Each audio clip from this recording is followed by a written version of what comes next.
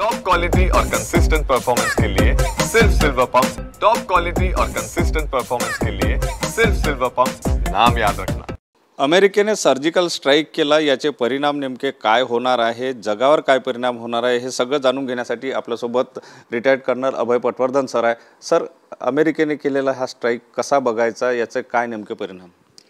तुम्ही जो त्याला उपमा दिली मला आवडली, सर्जिकल स्ट्राईक, कारण हा एक खरंच सर्जिकल स्ट्राईक होता की त्यांनी क्लीनली इराणची जी अणुशक्ती होती ती नष्ट केलेली आहे।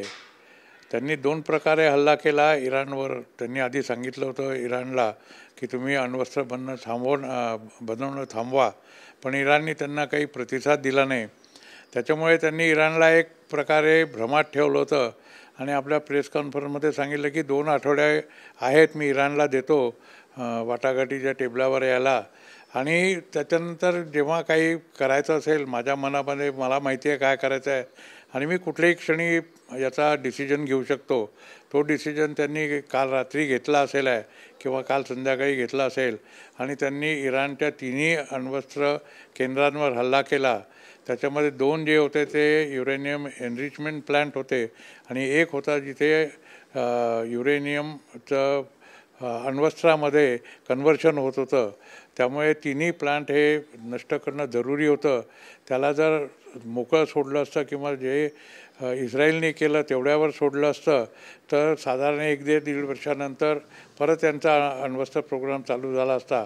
पण आता किमान 10 ते 12 वर्षांनी हे लोक मागे गेलेले आहेत, इराणचे लोक, आणि त्यामुळे परत मुस्लिम जगामध्ये एकच अण्वस्त्रधारी देश राहिला आहे, तो म्हणजे पाकिस्तान, जो अमेरिकेच्या कयामध्ये आहे।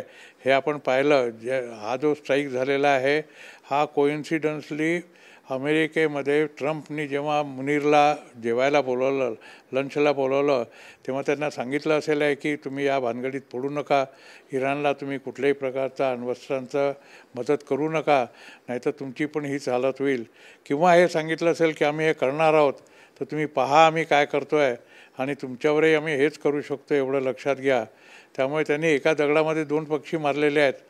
एक तर पाकिस्तानला ताकीद दिलेली आहे आणि इराणचं पूर्णपणे अण्वस्त्राची जी फॅक्टरी होती ती नष्ट केलेली आहे। सर, या स्ट्राईकचा जो आहे तो भारत असो, रशिया, चीन यासारख्या मोठ्या देशांवर काय नेमका परिणाम होईल, हे कुठेतरी वर्ल्ड वॉरच्या दृष्टिकोनातून समोर जाऊ शकतं? नाही, वर्ल्ड वॉर आता होणार नाही, कारण इराणला समर्थन करणारे 4 मोठे देश होते। एक तुर्किस्तान, जो नाटोचा सदस्य आहे, त्यामुळे तो डायरेक्ट मदत इराणला करू शकत नाही, कारण नाटो त्यांच्या अगेन्स्ट आहे, किंवा मग त्याला नाटोमधनं बाहेर पडावं लागेल, त्यामुळे त्याला कोणीच काहीच मदत करणार नाही। दुसरा चीन आहे, तर चीन हा इराणकडनं सगळ्यात जास्त तेल घेतो, त्यामुळे इराणनी स्वस्थ राहणं किंवा इराणनी बर्बाद न होणं हे चीनच्यासाठी महत्त्वाचं आहे। आणि चीनची स्वतःची जी सामरिक शक्ती आहे ती तैवानमध्ये अटकलेली आहे, कारण अमेरिकेचे 6th आणि 7th फ्लीट दोन्ही तैवानच्या आजूबाजूला उभे आहेत, त्याच्यामुळे चीनसुद्धा डायरेक्ट ॲक्शन नाही घेऊ शकणार। तिसरा आहे रशिया, तर रशिया युक्रेन युद्धामध्ये गुंतलेला आहे, त्यामुळे तोसुद्धा उघडपणे ॲक्शन घेणार नाही। आणि चौथा आहे नॉर्थ कोरिया, तर नॉर्थ कोरिया हा मिसाईल अमेरिकेवर दागू शकतो पण इतर ठिकाणी दागू शकणार नाही। तर आता राहिला तर भारत, तर भारताला हा एक फायदा झालेला आहे की इराण आता शांत झाल्यामुळे तो स्ट्रेट ऑफ हॉर्मोझ बंद करणार नाही अशी आपण आशा करू शकतो। अर्थात इराण याच्यानंतर काय ॲक्शन घेईल हे पाहणं महत्त्वाचं ठरेल, कारण त्याच्याकडे अजूनही जवळपास 3 ते 3,500 मिसाईल्स आहेत आणि ती स्ट्रेट ऑफ हॉर्मोझला बंद करू शकतात। पण ट्रम्पनी त्यांना आपल्या भाषणामध्ये आज सांगितलेलं आहे, रात्रीच्या भाषणात, की तुम्ही जर याच्यानंतर काही खोडी काढण्याचा किंवा आगळीक करण्याचा प्रयत्न केला तर तुमच्या प्रत्येक संस्थेवर किंवा तुमच्या प्रत्येक साईटवर आमची नजर आहे आणि आम्ही त्या साईटला पूर्णपणे नष्ट करू आणि तुम्हाला त्याची भनकसुद्धा लागू देणार नाही, हे त्यांनी सांगितलेलं आहे। त्याच्यामुळे आता काय होतं आहे, टांगती तलवार तर आहे, पण हे कितपत ॲक्शन घेतात याच्यावर पुढची स्टेप अवलंबून असेल। तर साधारण 48 तासाच्या नंतर कळेल की एक्झॅक्ट ॲक्शन काय होते आहे।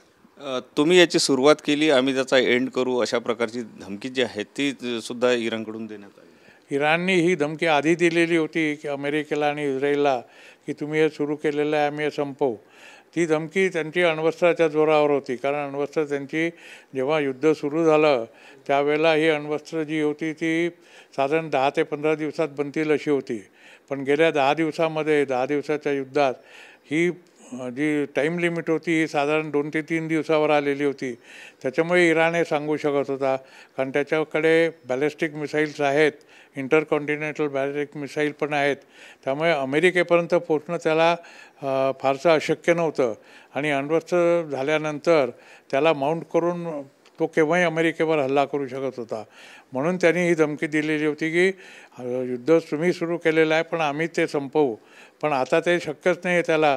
आणि साधी मिसाईल जर त्यांनी मारली, कितीही जरी मारली तरीसुद्धा अमेरिका त्यांना नष्ट करेल.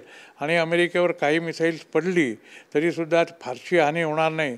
जसं इस्रायलमध्ये झालं आहे की त्यांनी जवळपास 500-600च्या वर मिसाईल दागलेली आहेत आणि फक्त 30 ते 40 मिसाईल इस्रायलवर हिट झालेली आहेत. तर तसाच प्रकार अमेरिकेमध्ये सुद्धा होईल. नक्कीच आता बाकी देशसुद्धा नेमकी काय भूमिका घेते हे सुद्धा पाहावं लागणार आहे. कॅमेरामन साईसह सुनील ढगे, TV9 मराठी, नागपूर.